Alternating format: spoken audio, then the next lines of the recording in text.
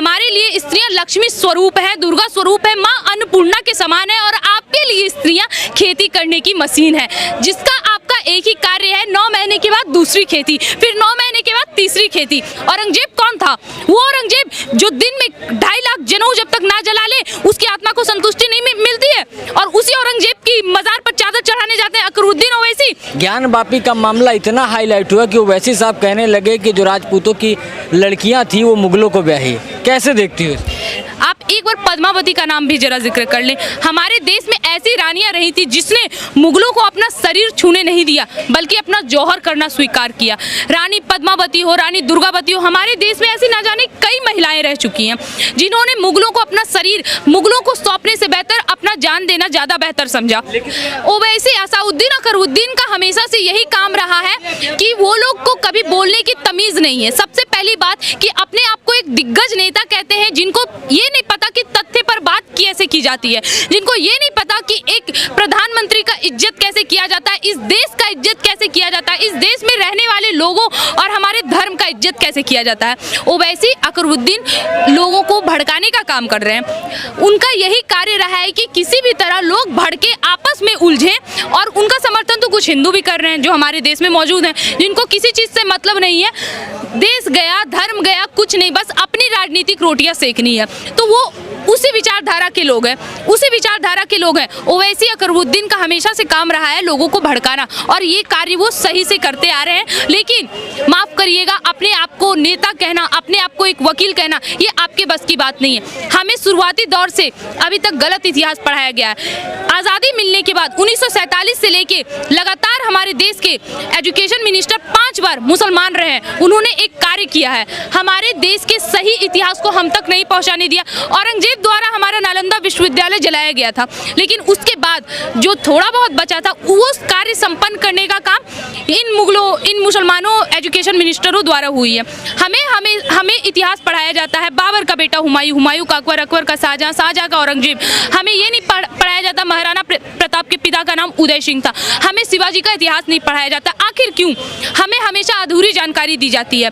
अहिंसा परम धर्मो, सर अहिंसा परम धर्मो, इस नाम पे आप पूरा चिल्ला रहे हैं कि आप पहले जाके अपनी संस्कृत भाषा पढ़ के आओ, उसमें लिखा हुआ अहिंसा परम धर्मो, अहिंसा आपका सबसे पहला धर्म है। सर उसका अगला लाइन आप क्यों नहीं पढ़ाते? धर्म हिंसा तथैव चौ। अगर अहिंसा परम धर्म है, आपका सबसे पहला धर्म अहिंसा है, तो दूसरा धर्म पे अगर बात आए तो सामने वालों को काटना भी आपका धर्म है, और ये जायज़ है। जायज़ है, लेकिन एक बात मुझे ये समझनी है, जो पूरा का पूरा मामला है जो हिंदू महिलाओं तक पहुंच गया ज्ञान वापी से होते हुए, वैसे सब कहना क्या चाहते हैं? क्या हिंदू महिलाओं का अपमान करना चाहते हैं? जी सर देखिए, आप हिंदू महिला को ही क्यों गिनती कर रहे हैं? क्या वो अपने घर में मौजूद बीबी, अपनी बच्चियों का भी, अपनी माँ का भी, किसी का सम्मान करते होंगे? क्या आप एक मुसलमान नेता से ये उम्मीद करते हैं? माफ़ करिएगा, हमें वोट कहना पड़ रहा है, लेकिन आपकी स्थिति ही यही है ना कि आप अपने घर में मौजूद अपनी अम्मी, अपनी बहन जान, अपनी बीवी जान, आप किसी का इज्जत नहीं करते, क्योंकि आपके धर्म में कहीं भी ये नहीं बताया गया है कि स्त्री हमारे देश के, हम स्त्री को हम हिंदू धर्म में लक्ष्मी का रूप बताते हैं। हमारे लिए स्त्रियां लक्ष्मी स्वरूप है, दुर्गा स्वरूप है, माँ अन्नपूर्णा के समान है। और आपके लिए स्त्रियां खेती करने की मशीन है, जिसका आपका एक ही कार्य है, 9 महीने के बाद दूसरी खेती, फिर 9 महीने के बाद तीसरी खेती। तो आप एक इतने अच्छे नेता होने के बाद सर आप इनकी बयान भी सुनते आ रहे होंगे, आज तक मैंने इनका कभी कोई अच्छा बयान नहीं सुना है। वो तो कहते हैं कि मुगलों से हमें जोड़ दिया जाता, हमें मुगलों से हमारा कोई मतलब ही नहीं है। जी मुगलों से मतलब नहीं है सर। आप जिस मस्जिद के नाम पे लड़ते आ रहे हैं, हमारे देश में मुगलों ने क्या किया है? 30,000 मंदिर तोड़े गए हैं इस देश के, तो 30,000 मंदिर क्या किसने तोड़े हैं? किसने तोड़े? आप एक बार लेखा जोखा पूरी अच्छी से निकाल लेना सर कि कौन देगा इसका जिम्मेदार, कौन है इसका जिम्मेदार। बाबर, आप कहते हैं कि बाबरी मस्जिद हमारी है, बाबरी मस्जिद खोदी ज्ञान वापी, आप बाबर को अपना कह रहे हैं। बाबर कौन था? अकबर कौन था? औरंगजेब कौन था? शाहजहां कौन था? क्या वो इस देश के थे?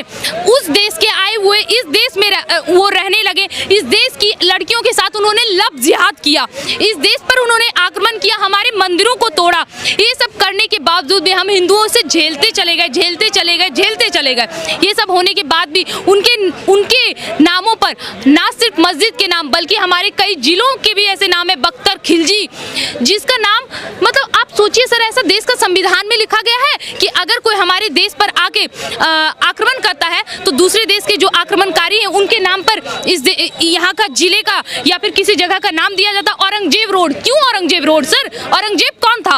वो औरंगजेब जो दिन में 2.5 लाख जनेऊ जब तक ना जला ले उसकी आत्मा को संतुष्टि नहीं मिलती है, और उसी औरंगजेब की मजार पर चादर चढ़ाने जाते हैं अकरुद्दीन ओवैसी। क्यों माने हम वैसे औरंगजेब और बाबर को? आप मानते हैं, इसका मतलब तो आपको जोड़ा जाएगा। आप उसकी मजार पर चादर चढ़ाने जाते हैं, आप बाबरी मस्जिद को अपना कहते हैं, तो ये तो बात सच्चाई है ना सर कि आप जोड़ रहे हैं, हम नहीं जोड़ रहे हैं। इस बात का सबूत आप दे रहे हैं कि आप मुगल के वंशज हैं, आप मुसलमानों के वंशज हैं। इस देश में आपका कोई जगह नहीं है, ये बात आप स्वीकार कर रहे हैं। वो कहते हैं कि बीजेपी हमें डरा रही है। अच्छा, बीजेपी डरा रही है? जी बिल्कुल। तो आप इस बात को स्वीकार करेंगे कि 70 साल से हम हिंदू डर रहे थे? सर, आपका अभी ही मुंह क्यों खुलता है? जब हमारे पक्ष में फैसला आता है तभी आपका मुंह क्यों खुलता है? इससे पहले आप कहाँ रहते हैं? जब हमारे देश में अंकित शर्मा, चंदन गुप्ता और ना जाने कई ऐसे हिंदू कार सेवकों, आरएसएस के लोगों को मारा जाता है, काटा जाता है, उस वक्त आपका मुंह क्यों नहीं खुलता है? जब कोई भी फैसला हमारे पक्ष में आता है तो आप कह देते हैं संविधान गलत है, संविधान के अनुसार कार्य नहीं किए जा रहे, संविधान की हत्या की जा रही है। माफ करिएगा सर, हम लोग हमेशा से संविधान के अनुसार ही चलते आ रहे हैं, और संविधान, जिस संविधान के बारे में आप ये कह रहे हैं ना, उसी संविधान के निर्माता भीमराव अंबेडकर जी ने कहा था कि मैं भारत पाकिस्तान के बंटवारे को तभी स्वीकार करूंगा जब सारे के सारे मुसलमान पाकिस्तान चले जाएं। जब सारे के सारे मुस्लिम पाकिस्तान चले जाए। क्या ऐसा हुआ? नहीं हुआ। फिर आप कैसे आप मानते हैं कि आप इस देश के हैं और हमें संविधान के रूल को फॉलो करना चाहिए? तो कहते हैं कि संविधान पर नहीं चल रही है बीजेपी, तभी तो ज्ञानवापी खोल दिया। सर, संविधान पर नहीं चल रही है तो अभी हमने महाभारत पर चलना शुरू भी नहीं करा है सर। अभी अगर हम महाभारत पे चलने लगे ना तो केवल 18 दिन में आप सब समाप्त हो जाएंगे। कुरुक्षेत्र का वो भूमि आज भी इस बात का गवाह है कि आज भी वहाँ की मिट्टियाँ लाल है। अगर यकीन नहीं है तो एक बार आप वहाँ जाकर जरूर देखें। आप जिस बीजेपी पर ये आरोप लगा रहे हैं कि ये संविधान का हनन कर रही है, तो आप सीधा सवाल कोर्ट पर उठा रहे हैं, क्योंकि अगर संविधान के अनुसार नहीं चलती तो पहला फटकार कोर्ट द्वारा लगाया जाता। लेकिन अगर कोर्ट भी इस बात को मान रही है, इसका मतलब यही है कि हम संविधान के अनुसार चल रहे हैं। संविधान के अनुसार ना चलने का कार्य आपने किया। 1990 में जब कश्मीर में हिंदुओं को मारा गया था, तब क्या ये देश संविधान पे चल रहा था? छोड़िए हिंदू मुसलमान की बात, 84 में जो आप लोगों के द्वारा दंगे करवाए गए थे, सिक्कों को काटा गया था, उस वक्त किसकी सरकार थी? कौन कर रहा था संविधान का हनन? महाराष्ट्र के पालघर में 2 साधुओं की निर्मम तरीके से हत्या कर दी गई थी। आज भी वो केस, आज भी वो 200-250 की भीड़ जो सिर्फ 2 साधुओं को मारने के लिए उतारू थी, और वो भी एक आवाज के साथ, अल्लाहू अकबर।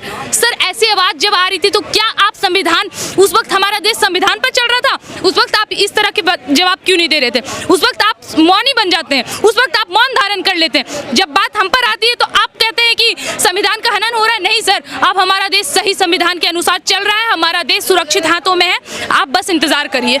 मुगलों की बात पे आते हैं, मुगल किसके वंशज? क्योंकि बात इसी बात पर है। कहते हैं कि जो हिंदुओं की लड़कियां हैं, अभी जो पहले मैंने आपसे सवाल पूछा, उनकी शादियां मुगलों से हुई, तो हम कैसे वंशज हो गए? 1206 में इस देश में, भारत देश में मुगल आए, उन्होंने यहाँ पर आके इस्लाम धर्म की स्थापना करी। उसके बाद बाबर तक तो आप छोड़ दीजिए, उसका एक कार्य रहा था कि मंदिर को तोड़ना, बाकी लूट-पोट करना, ये सब। उसके फिर औलाद पैदा हुए जिसको हम अकबर के नाम से जानते हैं। उसने अपना विवाह रचाया जोधा से, ये सोचकर, क्योंकि अगर वो जोधा से शादी करते हैं तो उनको राजपूतों का सपोर्ट मिलेगा, लेकिन राजपूत का ये मानसिक नहीं था। उन्होंने ये सोच के कह रहा था कि अगर हम अपनी जोधा को उस मुगल के हवाले कर देते तो शायद हमारा देश बच जाएगा, लेकिन उनको ये चीज़ नहीं पता था। मुसल्लह जिहाद करने का पहला कार्य किया। तो सर अगर आप ये बात को स्वीकार करते हैं कि नहीं हम मुगल की पैदाइश नहीं है, हमारा अलग है, हम अलग है, मुगलों से अलग है, मुगल अलग है, मुगल ये थे, मुझे मुगल से मतलब नहीं है, मेरा वंशज अलग है, तो सर फिर आपके भाईजान क्यों जाते हैं औरंगजेब की मज़ार पर चादर चढ़ाने?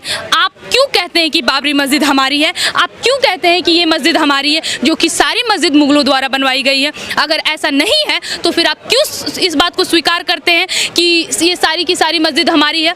सर आपको ये बात भी स्वीकार नहीं करनी चाहिए ना, आपको तो भाईचारा निभानी चाहिए। आप कहिए इस बात को कि भाई मुगल तो उस वक्त आए थे, हम हिंदुस्तानी हैं, तो एक काम करिए, जो मुगलों ने मस्जिद बनवाई थी ना, आप उसे तोड़कर हमारा मंदिर बनाइए। ये होता है भाईचारा सर। भाईचारा तो हमने बहुत अच्छी से निभाया है। इस बात का संतुष्टि अगर आपको नहीं मिल रहा है तो मैं जवाब दे दूं कि हिंदुओं ने भाईचारा इस अच्छे तरीके से निभाया कि अखंड भारत जो कि 83 लाख वर्ग किलोमीटर क्षेत्रफल में रहता था, आज 33 लाख वर्ग किलोमीटर क्षेत्रफल में पहुंच गया है। तो सर भाईचारा का हर एक परिणाम हमने दिया है। हिंदुओं ने सिर्फ भाईचारा निभाने का ठेका ले रखा था और अभी तक निभाती आ रही है। लेकिन माफ़ करिएगा सर, अब जो सही है वही फैसला किया जाएगा।